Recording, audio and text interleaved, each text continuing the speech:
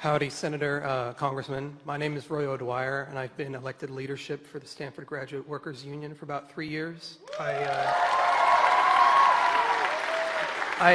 helped write our contract with Carl Rosen, UE's general president, and from my conversations with him and just the total environment that I've seen in the labor movement, there's a feeling amongst labor that the Democratic Party and the labor union movement have not been on the same page for a while.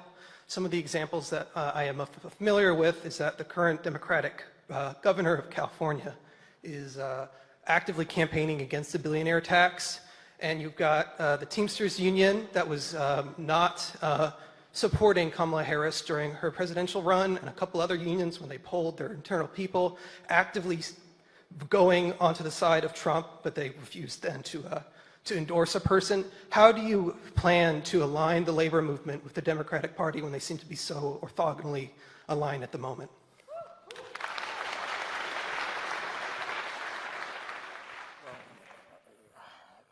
Thank you for putting me in a position where you think I single-handedly could do all that. All right, this is what I do believe, and I speak as the former chairman of the Health, Education, Labor, and Pension Committee. We are not going to grow the middle class. We're not going to create an economy that works for all rather than the few unless we have a strong labor movement. And you're a member in the UE. You remember the UE? That's one of the great progressive unions in this country. And I thank you. I spoke at the UE convention in Chicago just a few months ago. And what I loved about that convention, and I love about the UE, and it's true with UAW and other unions as well, is you saw a merger of blue-collar factory workers with graduate students as well. I love that white-collar, blue-collar mix. People are learning from each other. You're learning from the blue-collar guys. They're learning from you. All right, bottom line is, like many other institutions in America today, some union leadership has come very far removed from the needs of its own people.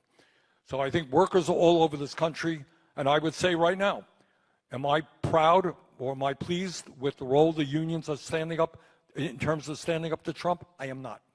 All right, so we need a revitalization, not only of the Democratic Party, to make that a grassroots party. We also need to revive and revitalize the trade union movement in this country, to get working people involved. So not only do they get good contracts and working conditions and benefits, but that they help lead a mass movement in this country, which, bottom line, can create a good, decent standard of living for every man, woman, and child. One point I want to make, and I should have made it earlier. You are living in the wealthiest country in the history of the world. You all know that? We're not a poor country. There is no excuse, and the unions have got to lean on this thing, why every American does not have health care as a human right.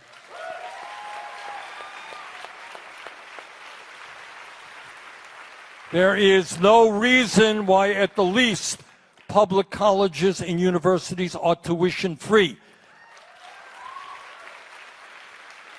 We need the best educated workforce of the world. It is insane that many of you are going to be leaving this school deeply in debt, right? All right, that doesn't make a lot of sense when we desperately need you to become doctors and nurses and professionals of all kinds. So revitalization of the trade union movement from the bottom on up is very important. Play a role in that, all right?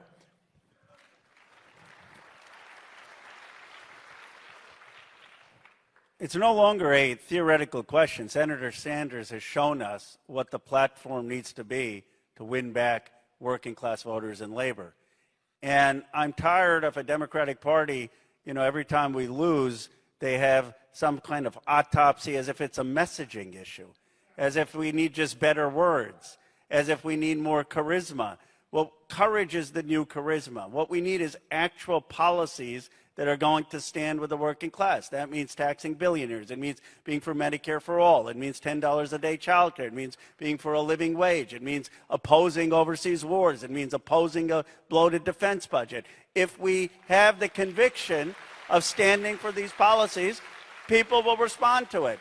Instead, we don't want to offend the corporate interests, the money. So we think if we just say it in a slightly more clever way, in a more charismatic way, somehow we're going to succeed. Voters are smarter than that.